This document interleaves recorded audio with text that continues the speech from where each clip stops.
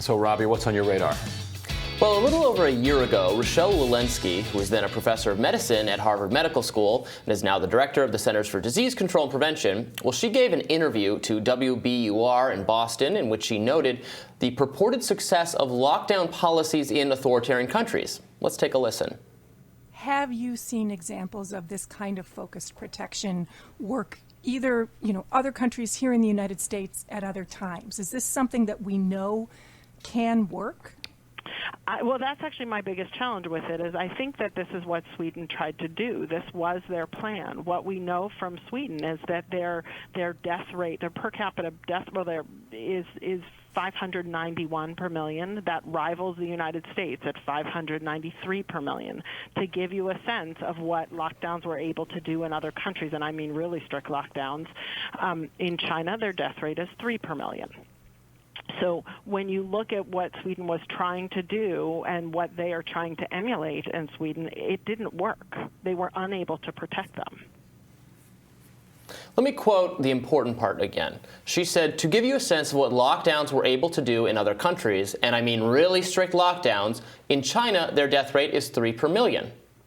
Walensky was lamenting that the death rates in comparatively lax Sweden and the U.S. were much higher.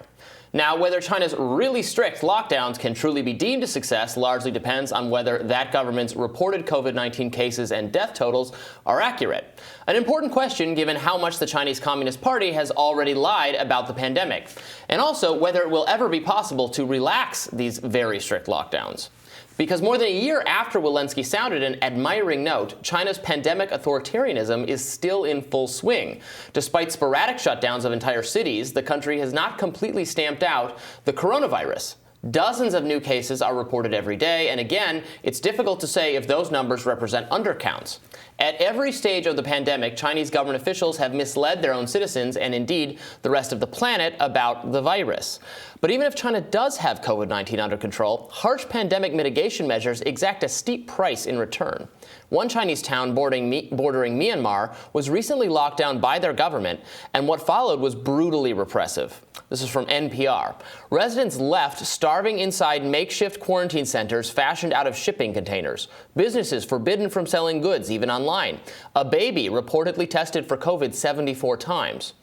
Now, a source for that article said that, quote, earlier this year, his wife went to work one morning only to be forced to find somewhere else to stay for a 45-day quarantine. After the city district was sealed off because of a handful of cases discovered nearby, she was rounded up and told to shelter in place with no date of release and no regular supply of food. According to NPR, quote, people unlucky enough to test positive or more commonly cross paths with a close contact can find themselves ensnared in successive and expensive quarantines. Others have found themselves stuck in limbo, unable to leave cities under lockdown, including this town, and also banned from returning to their hometowns. Eric Boehm, my colleague at Reason Magazine, notes that China is hardly an exception in this regard. The quest for COVID-0 has steered many countries down the path of illiberalism and oppression. Quoting from my colleague here, more than 20% of countries have used their militaries to enforce COVID controls. And that's according to a new report from the International Institute for Democracy and Electoral Assistance. According to the report, 69 countries have made violating COVID restrictions an imprisonable offense, with 2/3 of those countries being ones the group considers to be democracies. Albania and Mexico have the most punitive laws on the books, allowing prison sentences of 15 years and 12 years respectively for violating pandemic-related protocols, end quote. So when health officials like Walensky fantasize about what they could do if the U.S. government was just a bit less constrained by civil liberties protections and human rights law, it is these repressive regimes they seek to emulate. But tellingly, this kind of fantasizing only ever seems to run in one direction, toward bigger and more powerful government. So here's a question. Does Walensky ever fantasize about how the U.S. coronavirus response might have been approved by a government that was smaller and more constrained? Because there's a good argument to be made that less authoritarianism and central control would mean fewer Americans dying of COVID-19. Nothing illustrates this point better than the Federal Drug Administration's failure to immediately approve Paxlovid, Pfizer's pill-form COVID-19 therapeutic, which may reduce the risk of death by a whopping 89%. Substack writer Scott Alexander notes that prediction markets believe the FDA will approve the drug somewhere between January and March. For the FDA, this is lightning fast speed, but it still means that thousands of people will die needlessly between now and the date that the drug is approved. If the FDA would get out of the way, people could take the drug much sooner and lives would be saved.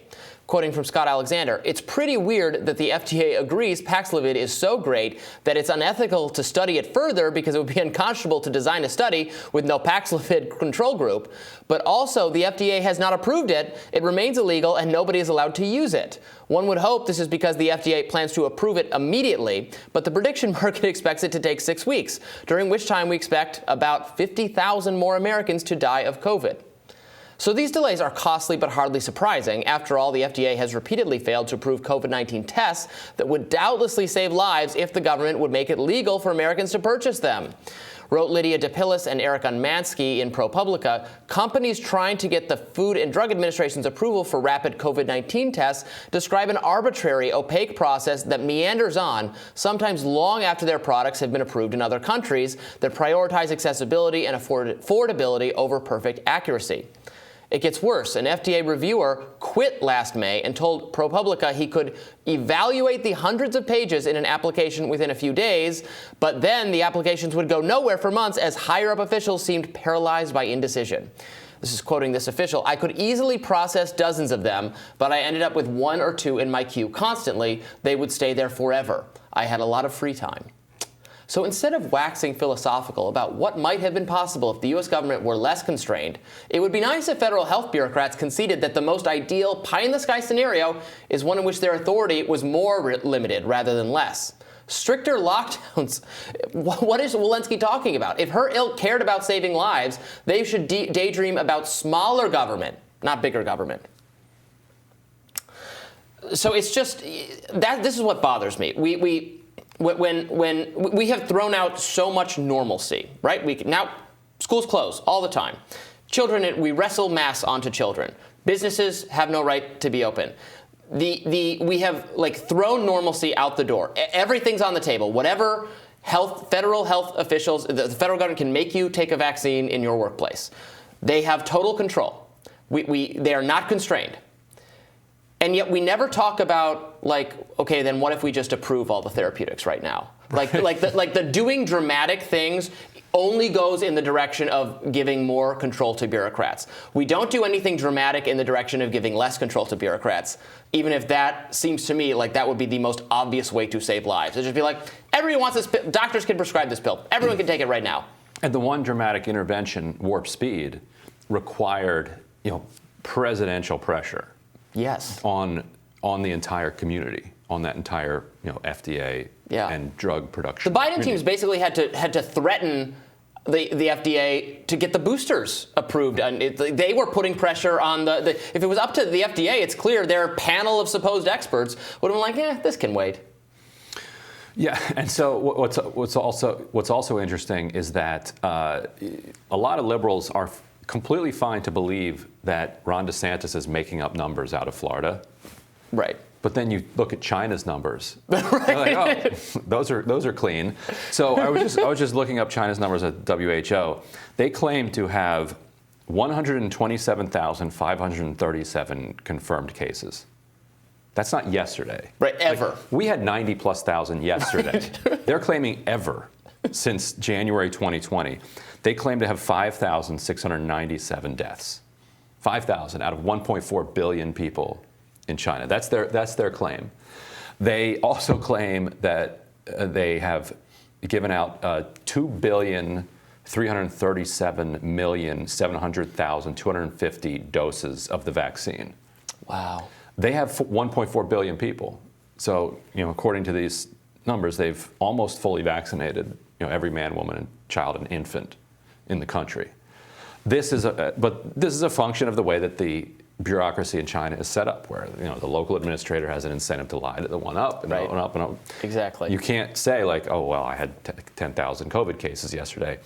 So yes, exactly.